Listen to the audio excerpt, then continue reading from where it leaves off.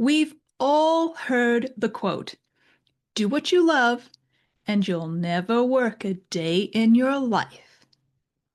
Yeah, well, apparently that person never had a performance review, a double booked schedule, a deadline, or even a full inbox. And here's an insight that you might not want to hear. Loving your work does not automatically mean thriving in it, because thriving takes skill. 5 of them, actually. And that's what we're going to talk about today. Every single one of them in this episode. Welcome to Burnout-Free Me, your success and well-being podcast. I'm Dr. Amy Grimm, and I am so glad you're here. Let's go from burnout to breakthrough together. Hi, friends. Welcome back to Burnout-Free Me. This is episode number 133. I'm Dr. Amy Grimm, your slightly sarcastic guide to creating success that actually feels good. So you're welcome. Now today, we're talking about what it really takes to thrive in a high-pressure career. Whether you're leading a team, running a business, caring for patients, or juggling 10 responsibilities that all feel urgent, if you want to truly thrive, it's not going to come from another productivity hack or a self-care checklist. And that's why today I'm walking you through 5 main skills that I teach my clients. And this is the same framework that helps them go from exhausted, running on fumes, to feeling calm, confident, and in control. And you can absolutely do this work on your own. You can use this episode as a step-by-step guide.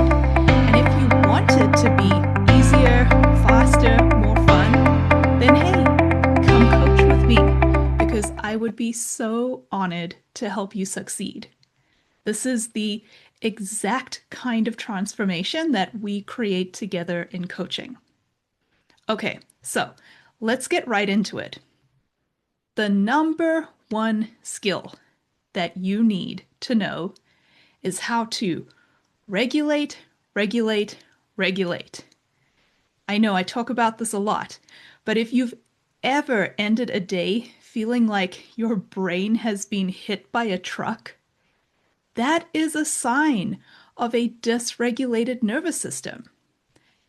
Every difficult client, every emergency email, even a team crisis or a coworker meltdown, those things are clocked as danger by your body. And it immediately flips you into survival mode, that fight, flight, or freeze response. So you might find yourself snapping, micromanaging, just existing on this adrenaline of overdrive, pushing through your exhaustion.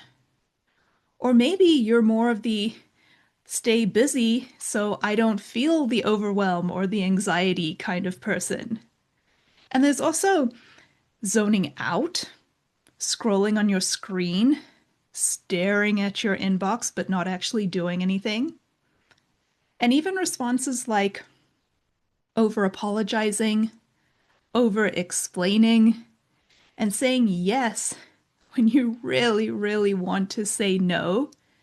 These are all coming from a dysregulated nervous system. So, do any of those sound familiar? I bet they do. And this is exactly where we start in coaching. We practice simple regulation tools that you can do anywhere, before a meeting, after a tough case, in the car, before walking back inside your house. Regulation, it doesn't mean that you never get stressed. It just means you know how to bring your body back to safety when you do. So for example, maybe you're a veterinarian and you are managing a double-booked schedule with 3 emergencies on the way. Or perhaps you are a project manager and you're heading into a day of back-to-back meetings with no breaks. When you find yourself in these types of situations, remember to pause, take a deep breath, unclench your jaw, feel your feet on the floor, bring your mind to the present moment before you react, before you step into the next thing. Even these tiny little micro moments of safety, they are literally the secret sauce to help remove so much of that pressure from your day.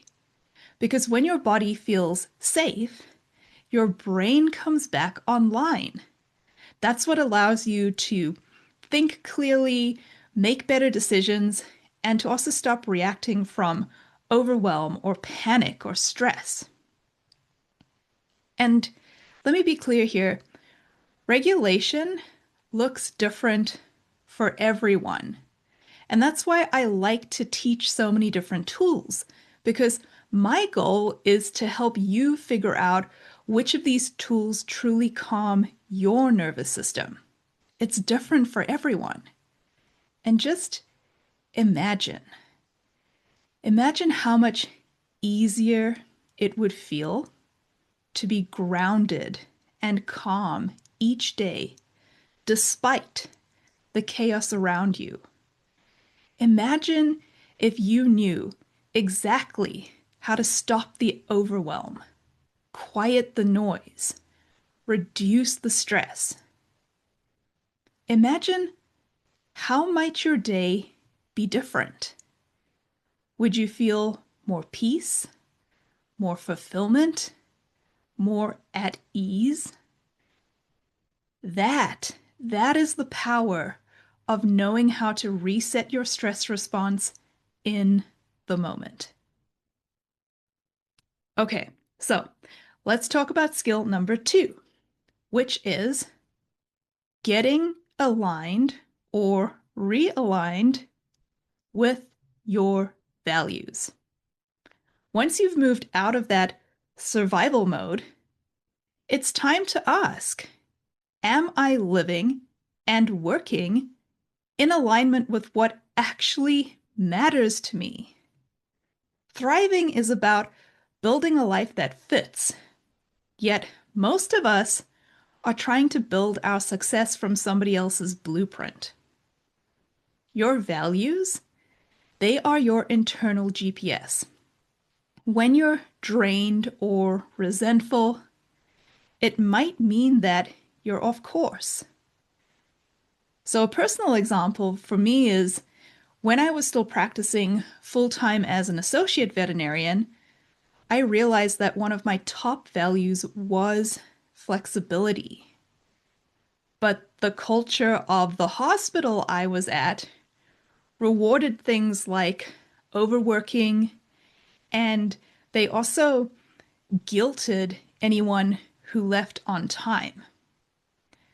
And it took me learning how to actually align my work days with my values before I was ever able to truly feel at peace. And likewise, if you're in healthcare, maybe you crave a value of connection and patient time, but you feel trapped in these 15-minute appointments. Or if you're somebody who's in corporate life, maybe you truly value creativity, but you spend your days trapped in meetings and buried in spreadsheets. So this is one of my favorite coaching conversations, helping you uncover what you really value and making decisions that match. Because once your actions align with your values, everything shifts. So if you've ever felt stuck between what you should do and what you actually want, this work, coaching, will really change everything. Okay, and now value number 3. That is to really, deeply understand yourself and meet your real needs. Most of us with high responsibility lives, high pressure careers, those of us who are high achievers, we are experts at meeting everybody else's needs, our clients, our teams, families, even our pets. And we are terrible at meeting our own. And the thing is, unmet needs don't just disappear, they fester and they leak out. So that whole I deserve a glass of wine after this day, that kind of feeling, you don't actually have a wine deficiency. You don't have an unmet need for a glass of Chardonnay. That is your body begging for regulation. The overworking, the snacking, the doom scrolling, these are all coping strategies for an overwhelmed body. And in coaching, we map out what your real needs are. Things like rest, connection, ease, autonomy, creativity, play, all these things. And we design ways for you to meet them without the guilt. Sure, you can still enjoy a glass of wine if that's what you want, but the desire comes from a completely different place. It's not trying to placate or meet an unmet need, and it's not trying to help you relax or take the edge off. And it's really incredible how quickly burnout lifts once your body finally feels cared for.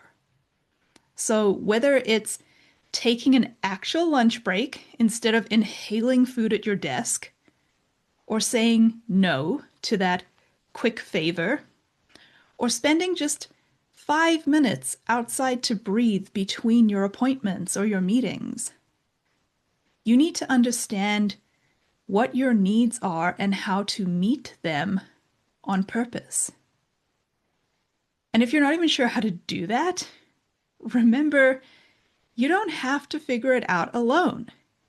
These are skills. They are learnable. It's not some personality trait that you're missing. And these skills, they're so much easier to master with support. That's how you fill your cup, expand your capacity, and actually build your resilience. Okay, now tool number 4 is manage your mind. You've now got a body that's calmer. You're meeting your needs. You're aligning with your values. So now we can work on your mindset. And the most important thing here is that your thoughts create your experience of everything. Your career, your relationships, how your day goes. And the same situation that can feel empowering to one person can feel hopeless to another, depending on the story that your brain is telling you about it.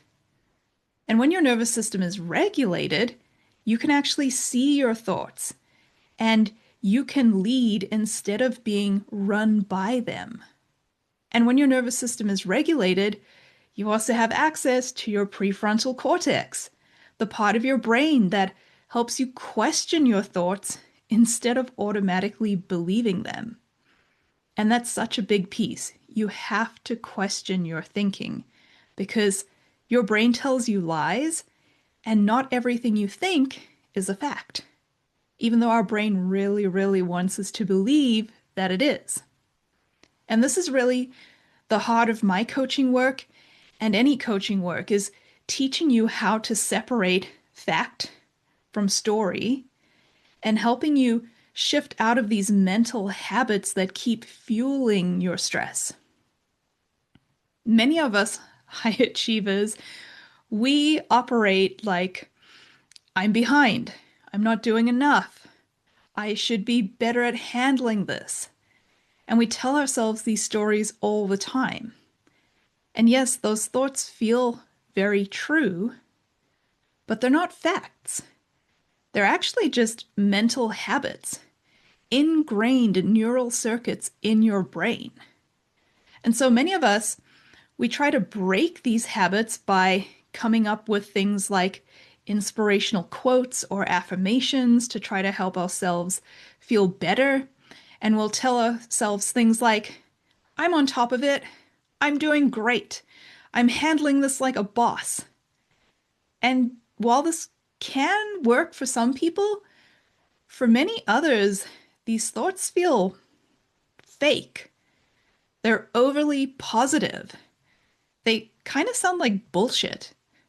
And the reason is because they do not match your lived experience. Your brain is not ready to accept that these new thoughts could be true, and your nervous system is still on high alert. So the good news is you don't have to force yourself to think happy thoughts in order to feel better. Really, you just need to start thinking more helpful ones. Things like, I'm learning how to handle this. It's okay that this feels hard. I can still move forward. A thought that I really like, especially in a moment of a mistake or something going wrong, is this moment does not define me. And another one that I find supportive and encouraging, especially when my brain is saying those mean things to me, is to pause and tell myself, you know what? Maybe it's possible that I'm actually doing better than I think. Managing your mind, it does not mean forcing positivity. If you're trying to be overly positive, you're not doing it right. What managing your mind really means is learning how to reframe your thoughts in a way that creates safety for your nervous system and allows your brain to open up to the possibility that things can get better, that things can be different. And when your thoughts actually align with your nervous system and that sense of safety, that's when you gain full access to your creativity, your problem solving, and that kind of grounded confidence that you're seeking. And that's the essence of thought work and why it is so beautiful. And with guidance, you can really learn to catch your unhelpful thought loops in seconds before they drag you back down into burnout. And that's exactly why this work is so powerful. Okay, and now on to number 5. Let's talk about processing emotion. We're going to talk about feeling your feelings, the thing that so many of us high achievers just want to skip. Many of us with high responsibility careers have been told that expressing emotion, especially negative ones, is unprofessional and also inconvenient. So we learn that professionalism means staying composed, staying logical, staying detached. And so we swallow our anger and we suppress our grief and we push these feelings down in the name of professionalism. And we're wondering why we feel so heavy and exhausted all the time. It's because we stuff our feelings down. We get on with it, and then we try to call it discipline. But suppressed emotions, they don't vanish. They just turn into things like tension and frustration, fatigue, reactivity. So when I'm coaching clients on emotional processing, we start by normalizing the full range of feelings. Anger, grief, guilt, joy, all of it. And then we learn and we practice how to feel them safely in our bodies so that they can move through us instead of piling up. Processing emotion is nervous system hygiene. So in the times when you feel frustrated, or anxious. Once again, pause, breathe, let your shoulders drop. If you can, cry, journal, shake it off. Let the energy complete its cycle. Your body learns that I can feel hard things and still be safe. That's resilience. That is relief. Most of the time, it's the tension around these suppressed emotions that causes us to feel such pain. So when we don't resist it and we actually let it pass, we feel so much lighter and at ease. And it's truly astounding how much better your life becomes by simply learning to feel your feelings. And if you've never been shown how to do this, that is okay. Most of us haven't. This is something I really had to learn and practice before I ever found relief. And it's the exact kind of work that we do together in coaching. Okay, my friends, so let's tie it all together. If you want to thrive, not just survive, but thrive in a demanding, high responsibility life, in a high pressure career, here's your roadmap. Number 1, regulate your nervous system. You must create safety before you can implement any strategy. Number 2, realign your life with your core values.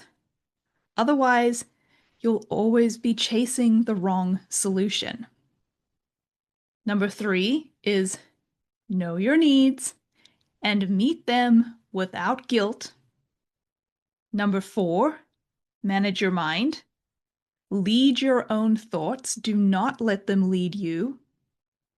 And number 5, process your emotions so that they move through you instead of controlling you. These 5 skills are the foundation of the work that I teach. They're learnable, practical, and completely life-changing. Once you have the right tools and support, anything is possible. And you can absolutely start practicing them all today. Use this episode as a quick start guide. And if you want to master them faster and make the process, I think, way more fun, I'd love to help you. You can learn more about coaching with me on my website, or join my Burnout-Free Me newsletter for weekly nervous system and mindset tools that will help you feel grounded, energized, and finally back in control. And hey, if you know someone who is running on fumes, please share this episode with them. Thriving is not a solo endeavor. We heal best in community. Okay, that is it for today. I love who you are, and even more than that, I love who you are becoming. And I will see you next week.